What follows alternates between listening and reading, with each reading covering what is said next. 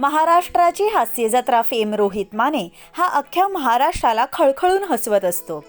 तसेच रोहित माने आणि श्रद्धा माने हे नुकतेच नवविवाहित दाम्पत्य बऱ्यापैकी सोशल मीडियावर चर्चेचा विषय ठरत आहेत. या दोघांनी आपली अ वेटेड लव्ह स्टोरी या मुलाखतीत शेअर केली आहे. रोहित आणि श्रद्धा हे दोघेजण 4 वर्षापासून एकमेकांचे चांगले मित्र होते आणि त्यानंतर त्यांनी छान समजूतदारपणे पुढचं प्रेमाचं आणि एकत्र राहण्याचं पाऊल टाकलेलं आहे. महत्त्वाचं म्हणजे श्रद्धाने अतिशय नातं छान सांभाळून रोहितचा विचार करून एक छान जोडीदार आपल्या सोबत असल्याची कबुली अशा प्रकारे दिली आहे. यासोबत रोहितने तितकंच उत्तम प्रकारे श्रद्धाची बाजू मांडत प्रेमाच्या आठवणींना उजाळा दिलेला आहे. यासोबत त्यांनी आपल्या दैनंदिन जीवनातील अनेक किस्से सांगितलेले आहेत. तसेच दोघांच्या घरच्यांनी कशा प्रकारे त्यांना साथ दिली हे देखील दोघांनी थोडक्यात मांडून आपला प्रेम प्रवास सांगितलेला आहे. चला तर पाहूयात त्यांच्या मुलाखतीची एक झलक. बरं, लव्ह मॅरेज आहे, सो कोण सांगेल स्टोरी आम्हाला की कुठून सुरुवात झाली, कहा से वो एक काय म्हणतात नजर भिडी.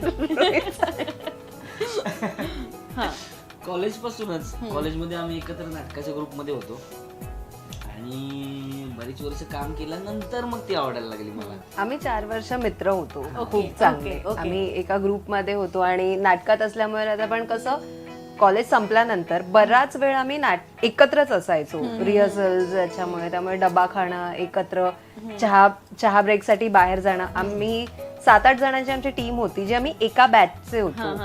त्यामुळे आमची ती पूर्ण टीम, आम्ही एकत्रच टिफिन खायचो, आम्ही एकत्रच चहा प्यायला जायचो. म्हणजे हा काम करत असेल तेव्हा मी मॉब मध्ये. ओके. हा, मग तेव्हा आमचं जास्त काही नाही, पण तरी सुद्धा आम्ही सगळे थांबून राहायचो एकमेकांसाठी आणि आम्ही तेव्हाच जायचो. त्यामुळे आम्ही 4 वर्ष खूप खूप चांगले मित्र होतो आधी. आणि त्यानंतर मी तिच्या मागे लागलो. म्हणजे प्रेम करायला लागलो तिच्यावर आणि 2-3 वर्ष चांगवलं झाला तिने, पण नंतर हो म्हणाली. सो तूच प्रपोज केलं? हा, मी प्रपोज केलं आणि तेच 2-3 वर्ष तिने जरा हो नाही चाललं होतं तिचं. म्हणजे ते असतं नाही घरातून सगळ्या गोष्टी. मी तेव्हा असं काही फार करत नव्हतो किंवा काही काय घरी काय सांगू, तू काय करतोस, काय काम करतोस. तेव्हा एकांकिका वगैरेच करायचो, सो काही मोठं काम नव्हतं हातात. तर मग नंतर तिने असा काही विचार केला नाही की पुढे जाऊन तिला असा विश्वास होताच की तू करशील काहीतरी चांगलंच करशील, पण ती नंतर एका पॉईंटनंतर हो म्हणाली. पण घरच्यांनी किती वेळ तुला वाट बघायला लावली किंवा तू कधी सांगितलंस घरी? ऍक्च्युली कसं झालेलं, आम्ही जस्ट रिलेशनशिप मध्ये आलेलो आणि माझ्या घरी असं काही नव्हतं की स्ट्रिक्ट नव्हतं. हा, काही नव्हतं. तर त्यामुळे मी म्हटलं आपण आपला हवा तो वेळ घेऊया. आणि माझं स्ट्रेट होतं की मला या फील्ड मध्ये करिअर नव्हतं करायचं, मला फक्त आवड म्हणून करायचं होतं. म्हणून कॉलेज टाइम जेवढा होता ना तेवढा एकांकिका वगैरे केलं आणि माझा फोकस क्लिअर होता की मला जॉबच करायचा. मी IT ग्रॅज्युएट आहे, मला जॉबच करायचा आहे, माझा फोकस क्लिअर होता. त्यामुळे म्हटलं ठीक आहे, आपण कशाला घाई नाहीये, काही नाहीये, आपण वेळ घेऊया, जेव्हा वेळ येईल तेव्हा सांगूया.